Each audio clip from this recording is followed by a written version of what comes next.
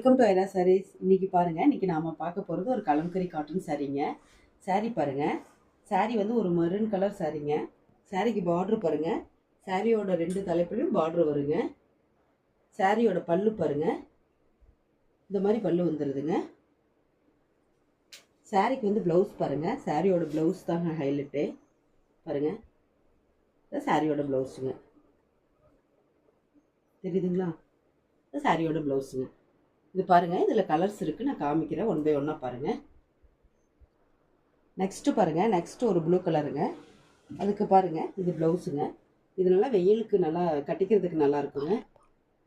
இதோட பல்லு சேம் அதே மாதிரியே தான் வருங்க, சாரியோட பல்லுங்க. நெக்ஸ்ட்டு பாருங்க, நெக்ஸ்ட் ஒரு க்ரீன் கலர் சாரீங்க.